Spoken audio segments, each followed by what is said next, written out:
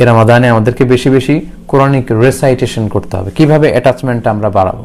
কোরআনের সাথে সম্পর্ক জোরদার করার অন্যতম মাধ্যম হচ্ছে কোরআনিক রেসাইটেশন। সেটি কোরআন হাতে নিয়ে হতে পারে, সেটি তারাবির সাল্লাতে মুসল্লায় দাঁড়িয়ে হতে পারে, সেটি কিয়ামুল লাইলে রাত্রির গভীরেও হতে পারে।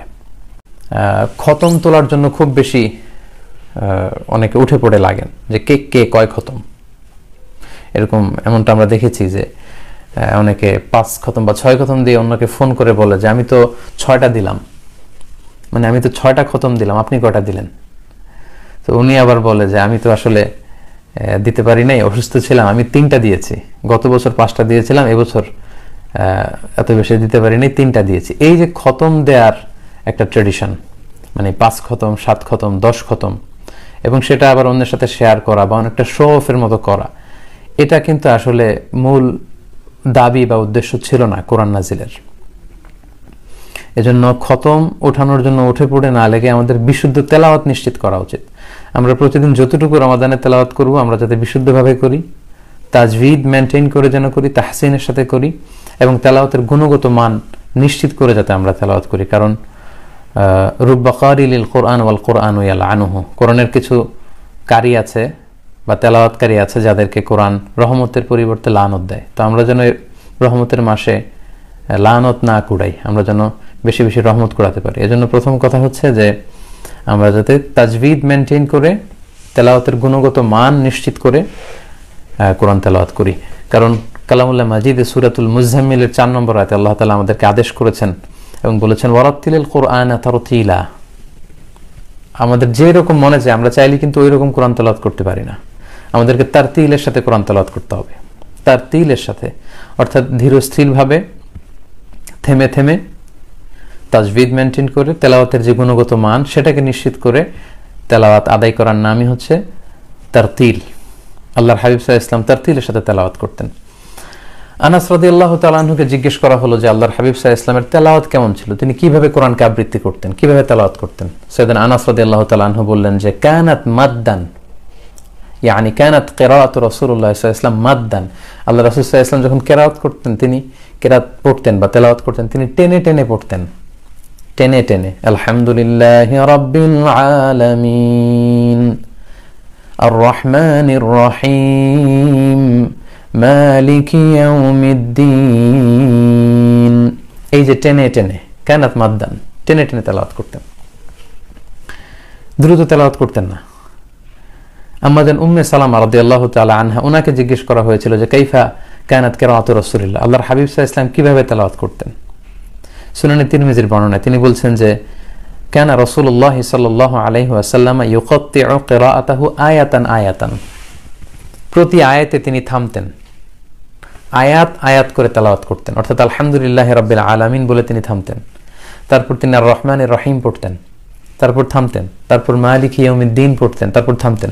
অর্থাৎ প্রতিটি আয়াত তিনি থেমে থেমে শেষ করে এরপর নতুন আয়াতে যেতেন। এটা হচ্ছে আল্লাহর হাবিব সাল্লাল্লাহু আলাইহি ওয়াসাল্লামের তেলাওয়াতের গুণগত বৈশিষ্ট্য।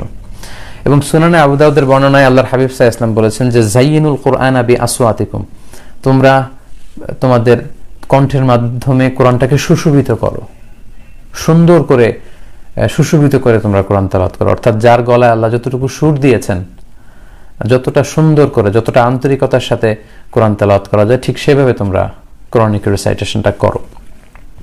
এবং সহিহ বুখারীর এক বর্ণনায় এসেছে যে আল্লাহর হাবিব সাল্লাল্লাহু আলাইহি ওয়াসাল্লাম বলেছেন লাইসা মিন্না মান লাম ইয়াতাগান্না বিল কোরআন, যে গুনগুনিয়ে সুর করে সুন্দর করে কোরআন পড়ে না সে আমার দলভুক্ত নয়।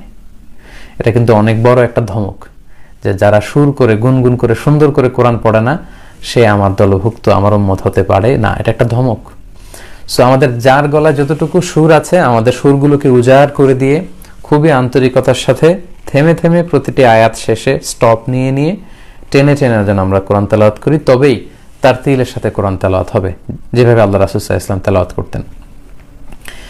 তো আমি খতম দেওয়ার জন্য যে উঠে পড়ে লাগে আমাদের দেশের ট্রেডিশন, কেউ যদি এই তারতিলের যত সিফাত আমি বর্ণনা করলাম এই সবগুলো মেনটেন করে যদি কেউ খতম দিতে পারেন তাহলে এটা নূরুন আলা নূর, এটা তো অনেক ভালো, এটা প্রশংসনীয়, হাদা মাহমুদ, এটা অবশ্যই প্রশংসনীয়। আপনি তারতিলের সাথে তাজভিদের সাথে থেমে থেমে ধীরে ধীরে যদি কোরআন তেলাওয়াত করে শুরু থেকে শেষ পর্যন্ত রমাদানে যেতে পারেন এটা খুবই ভালো, এবং এভাবেই কোরআন তেলাওয়াত আমাদের করা উচিত। সেক্ষেত্রে আমি মাঝে মাঝে যারা হয়তো শুরু থেকে শেষ পর্যন্ত শেষ করতে চান বা পারেন না, তাদের জন্য একটা ছোট্ট টিপস শেয়ার করি। সেটি হচ্ছে, রমাদানের প্রত্যেক সালাতের পরে যদি আপনি 4 পৃষ্ঠা করে কোরআন তেলাওয়াত করেন, তাহলে প্রতিদিন 20 পৃষ্ঠা আপনার তেলাওয়াত হবে। অর্থাৎ ফজরের সালাতের পরে যেহেতু আপনার অজু আছে, আপনি 4 পৃষ্ঠা কোরআন পড়ুন যদি সুযোগ হয়। জোহরের সালাতের পরে আরো 4 পৃষ্ঠা পড়ুন, আসরের সালাতের পর আরো 4 পৃষ্ঠা, এভাবে 5 ওয়াক্ত সালাত শেষে 4 পৃষ্ঠা করে যদি আপনি পড়েন, তাহলে 4 5 20 20 পৃষ্ঠা। আর প্রতিটি পাড়ায় 20 পৃষ্ঠা থাকে হেফজ কোরআনে। বাংলাদেশের নুরানি যে কোরআন 20 পৃষ্ঠা থাকে, তাহলে প্রত্যেক সালাত শেষে 4 পৃষ্ঠা করে পড়লে কিন্তু আপনি একদিনে 20 পৃষ্ঠা কোরআন তেলাওয়াত করতে পারলেন, এক পারা। তার মানে 30 দিনে আপনি সহজেই 30 পারা এভাবে পড়তে পারেন। এটা হচ্ছে যাদের পক্ষে সম্ভব হয়ে ওঠে না। আর যারা টাইম ফিক্স করে পড়তে অভ্যস্ত, যে না আমি প্রতিদিন ফজরের পরে 2 ঘন্টা পড়ি বা রমাদানে আমি জোহরের পরে 2 ঘন্টা পড়ি, তাদের কথা ভিন্ন। তাহলে সম্মানিত শুধু প্রথম কথা আমরা যেটা বললাম সেটা হচ্ছে তেলাওয়াতের গুণগত মান নিশ্চিত করে যাতে আমরা তেলাওয়াত করি। এই রমাদানে আমাদের প্রধান সিলেবাস হবে কোরআন, কারণ অনেক বেশি পরিকল্পনা যখন আমরা নেই, অনেক সময় অনেকের কাছ থেকে এই অভিজ্ঞতার কথা শুনি যে অনেকগুলো পরিকল্পনা রমাদানে নিয়েছিলাম, আসলে কোনোটাই করা হয়নি। তাই আমি বলবো যে রমাদানে আমরা কোরআন কেন্দ্রিক যেন প্ল্যান করি। আমরা অনেক মুহাদ্দিসিন একরামদের জীবনী জানি, ওনারা জগৎ বিখ্যাত মুহাদ্দিস ছিলেন, কিন্তু রমাদান আসলে আর হাদিস চর্চা করতেন না। মুহাদ্দিস হচ্ছেন যারা হাদিস শাস্ত্রে পারদর্শী। রমাদানে হাদিসের কিতাব রেখে দিয়ে ওনারা কোরআন তেলাওয়াত, কোরআনের তাফসির এগুলো পড়তেন। সেক্ষেত্রে আমরা মুসনাদে আহমদ ইবনে হাম্বলের সংকলক ইমাম আহমদ ইবনে হাম্বলের কথা বলতে পারি। লক্ষ লক্ষ হাদিস মুখস্থ জানতেন। স্বতন্ত্র হাদিসের কিতাব হিসেবে অনেক বড় একটা হাদিসের কম্পাইলেশন করেছেন মুসনাদ আহমদ ইবনে হাম্বল। তো তিনি রমাদান আসলে ওনার হাদিসের পাণ্ডুলিপিগুলো সব রেখে দিয়ে কোরআন নিয়ে বসে যেতেন। তাই আমাদের এবারের রমাদানটা যেন আমরা শুধু কোরআন কেন্দ্রিক প্ল্যান করি বেশি বেশি। এ পর্যায়ে বলবো যে কোরআন তেলাওয়াতের পাশাপাশি আপনারা যেটা করতে পারেন সেটা হচ্ছে listening to the recitation of the holy Quran. কোরআনের তেলাওয়াত শোনা অনেকের এই ভালো অভ্যেসটি আছে।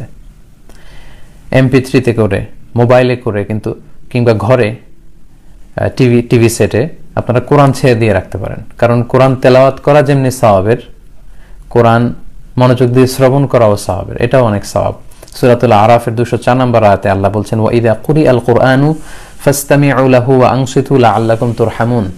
যখন তোমাদের সামনে কোরআনের তেলাওয়াত করা হয়, তখন সেটাকে তোমরা মনোযোগ দিয়ে শোনো এবং চুপ থাকো, তাহলে আল্লাহর রহমতের বাড়িধারা তোমাদের উপর নাজিল হবে। তাই রমাদানের তেলাওয়াতের পাশাপাশি আমরা কোরআন তেলাওয়াত শুনতে পারি। বাসায় আপনারা হালকা আওয়াজে কোরআনের তেলাওয়াত ছেড়ে দিয়ে রাখতে পারেন। আরব শায়েখদের অনেক সুন্দর সুন্দর তেলাওয়াত পাওয়া যায়। শায়েখ আব্দুর রহমান সুদাইসির তেলাওয়াত পাওয়া যাবে। যারা মিষ্টি কণ্ঠ পছন্দ করেন, মিশারি রাশিদ আল আফাসির তেলাওয়াত আপনারা শুনতে পারেন। বান্দার ইবনে আব্দুল আজিজ আল বালিলা, ওনার তেলাওয়াত খুব সুন্দর। হারাম আল মাক্কি ওয়াল মাদানির যে শুইখরা আছেন, তাদের তেলাওয়াত কিন্তু আপনারা ডাউনলোড করে শুনতে পারেন। বাসায় আপনারা অল্প আওয়াজে এগুলো ছেড়ে দিয়ে রাখতে পারেন। এতে করে সুবিধা হচ্ছে কি, শায়েখরা কিভাবে তেলাওয়াত করছেন সেটা আপনি শুনলেন। লেটসে আপনি সূরা আর রহমান মুখস্থ করেছেন, যখন আপনি শায়েখ সুদাইসির কণ্ঠে আর রহমান শুনবেন, তখন আপনি মিলাতে পারবেন। এটাকে তালাক্কি বলে। আপনি ওনার থেকে তালাক্কি করলেন, খেয়াল করলেন যে উনি কিভাবে ইদগাম করলো, উনি কিভাবে গুন্না করলো, উনি কোথায় কতটুকু মাদ মানে টান দিল, সিত্তা হারাকাত আর বা হারাকাত কিভাবে উনি এটা আদায় করলো। তো এভাবে শায়েখদেরকে ফলো করা যায়। এজন্য আমি বলবো কোরআন তেলাওয়াতের পাশাপাশি আমরা যেন কোরআন এর তেলাওয়াতের লিসনিংটা আমরা বাড়াই। আমরা যেন বেশি বেশি কোরআন তেলাওয়াত শুনি, কারণ কোরআন তেলাওয়াত করা যেমনি সুন্নাহ, কোরআন শোনাও তেমন সুন্নাহ। 4 নম্বরে বলবো যে কোরআন শিখা এবং শিখানো, teaching and learning the holy Quran. এই রমাদানে আমরা বিশুদ্ধ কোরআন তেলাওয়াতের প্রশিক্ষণ নিতে পারি। যারা আমরা কোরআন পড়তে জানি না, তাদের জন্য একটা অপূর্ব সুযোগ। হয়তো এমন এমন কিছু কাজ তাদের জীবনে এখনো করা হয়নি, সেটাই রমাদানের সুযোগ হবে। হয়তো অনেকে শুরু থেকে শেষ পর্যন্ত কোরআনটা পড়ার সুযোগ পাবে বা কোরআন শিখানোর সুযোগ পাবে। সো এই অপরচুনিটি যেন আমরা কাজে লাগাই।